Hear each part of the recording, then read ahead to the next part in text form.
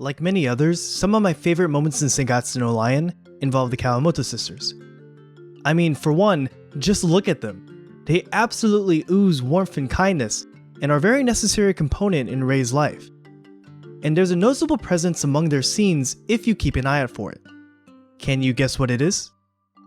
Okay, the title kinda gives it away. If you were to fast forward any episode of Sangatsu and pause it right at the first appearance of Akari, Hina, or Momo, there's likely to be food somewhere in the scene. Whether it be sharing a family meal with Rei, coming up with new ideas for their sweet shop, or being as pampered as possible, food is an integral part of March Comes In Like a Lion.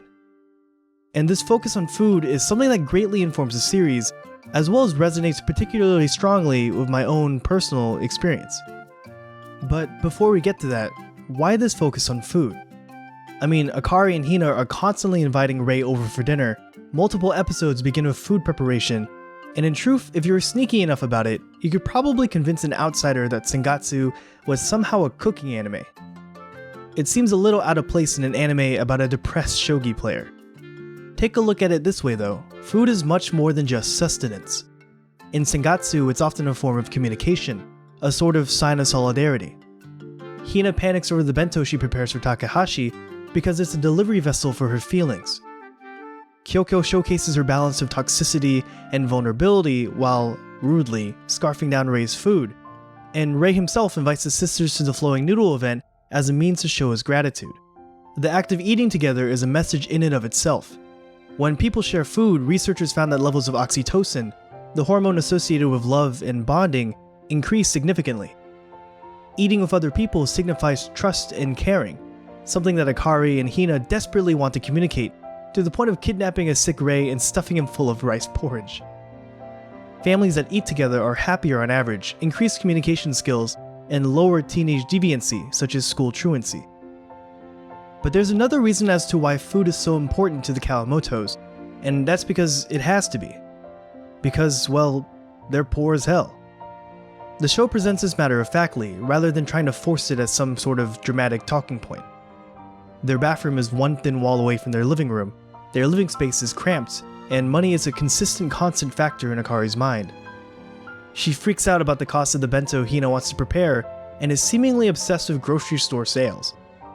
If you pay close attention, you'll see that every bit of food packaging she presents has some sort of discount tag.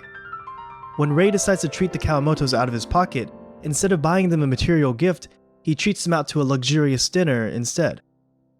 To me, this careful depiction of Akari's mentality towards food was extremely resonant. You see, my family never had much money growing up. We were never close to the struggling that many families go through on a daily basis, and I don't mean to trivialize their experience. Still, I remember scraping soap scum off of our bathwater so that we could reuse it, and subsequently save a bit on our water bill.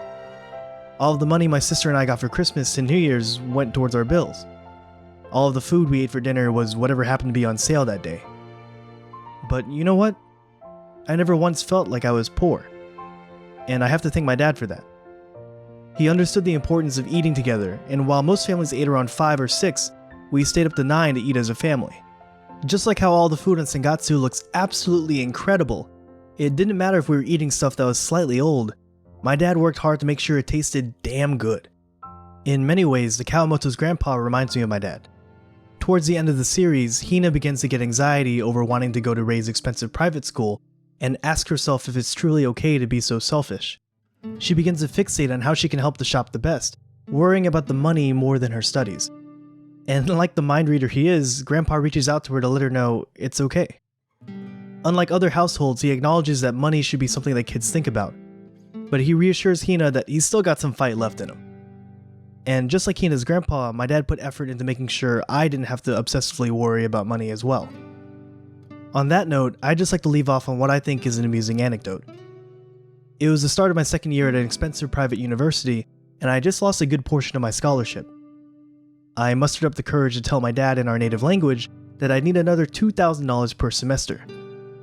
He sat down and thought intensely for what seemed like forever, when he finally said he'd have to take up a second or third job, or even withdraw some of his life insurance policy. Confused, I repeated it in English, which resulted in a large sigh and a slight chuckle. It seems as if I had said $20,000 the first time. And to this day, I'm astonished that his first reaction was, "What can I do to keep my son happy?"